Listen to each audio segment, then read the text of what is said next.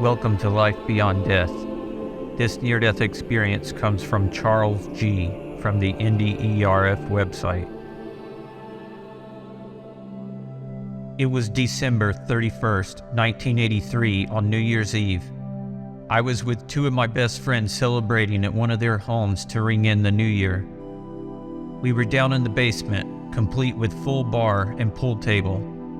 To our delight, the bar was fully stocked with a variety of liquor to satisfy a couple of curious young adults out to have a fun-filled evening. My friend's parents were out of the house, so we were free to indulge to our heart's content.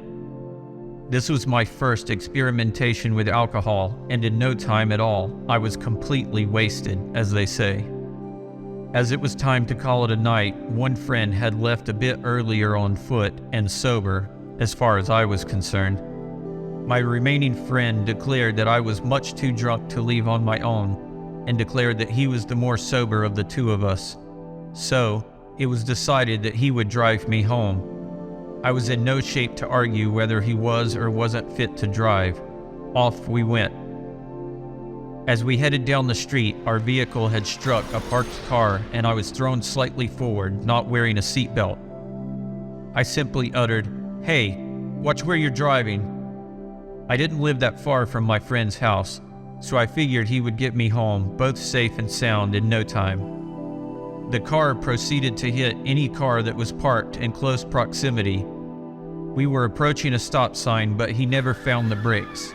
The car struck the stop sign with great force. My friend's foot seemed to be glued to the accelerator, and the car kept racing up and down the pole of the sign. I was being tossed around the front seat of the car like a rag doll. It felt like I was caught up in some kind of vortex, just spinning. Next thing I knew, my mind was floating in space. I was above a car wreck, looking down at a policewoman trying to communicate with me. I said aloud to myself, "What kind of dream is this? This can't be happening. I'm on some weird trip." I was amazed at how patient and caring the officer was to the drunken passenger in the car. Boy, she is really being nice to him, I thought. Next thing I knew, I was surrounded in darkness, perhaps in a tunnel. I don't really know. There was a very loud, disturbing, buzzing sound, like a train or something that I couldn't really make out. I attempted to cover my ears, but I wasn't really aware of my body or anything of substance. I started walking through this tunnel, but I was not alone. Someone was walking with me and took my hand. I guess I still have a body of some sorts. I looked up to see who I was walking with. Wow. Oh my God. Wow. What am I looking at? It was a rather tall being of some sort. A fluorescent light bulb best describes the countenance of what I was gazing upon. He had the deepest set of sea blue eyes that I have ever seen, and was dressed in a white robe with a blue sash running across the body.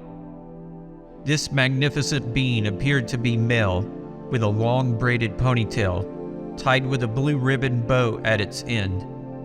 I felt shame while once again viewing the car accident scene where I was repeatedly telling the officer that I wasn't drunk. I held my head down and was having a telepathic conversation with the being. I was drunk and I felt great remorse. The interesting thing is that I was the judge and jury here. All I felt from this angel was complete love and an indescribable bliss. As we continued to walk through the tunnel, my sense of awareness was like never before. I felt some sort of imprint in the palm of this being. I turned the hand over and saw a hole. I felt overwhelming compassion and love to the point that I felt as if I was going to combust. The being said, "This is what they did to me." I was like, "Why? Oh, why? How could this happen to such as you?" I looked up to see the face of him once again.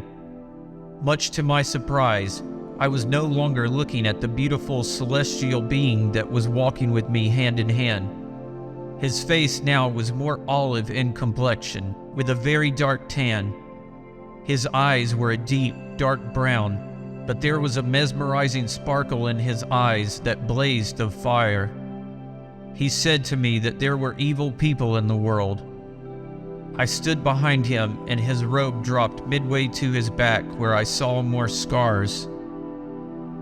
All of a sudden, the scenery changed, and we were in a beautiful, vibrant garden of multicolored flowers. He smiled and laughed, as I was like a child rolling in the grass for the first time. Then, it was back to darkness again. He stood there and raised his hands.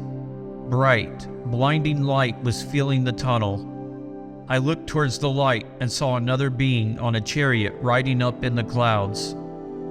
Next thing I knew, I was in the back seat of a car in front of my home. I got out and attempted to walk up the steps but fell into a snowdrift. Eventually, I came to and made it into my house.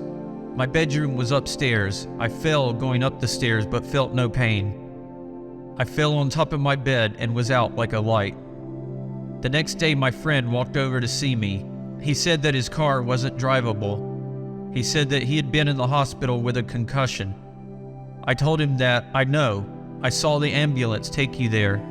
I said, I had the weirdest dream where a nice policewoman was helping me. My friend looked at me strangely and said, that was no dream. That was Officer B, who happens to be friends with my parents. She drove you home, not me. I was dumbfounded.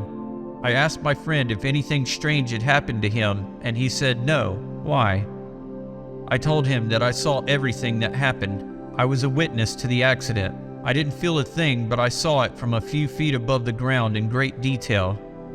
I wasn't taken to the hospital, but I saw him being taken there. I went on to give him more details, and he could only say, how could you have known that? Since my NDE, I have been able to astral travel, have visitations from deceased loved ones, and visit other dimensions and beings.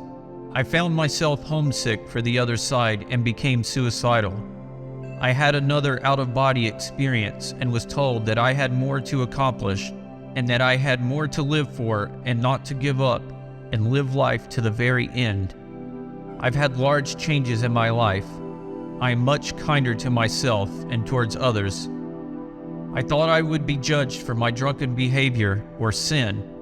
I was my own judge. I had to forgive myself. Only love and acceptance is what I found on the other side. I was aware that there were many different beings with purposes in the universe, but I was not allowed to communicate or receive messages from them. God definitely exists. I came to know Jesus Christ. I believe in angels. I believe there is a continuation of life and our personalities are intact. There is no judgment from God. God's love is eternal. What do you think of this person's experience? Let me know in the comments section, and please click the like and subscribe buttons and hit the bell to be notified when a new video is posted. Thank you for tuning in, and have a blessed day.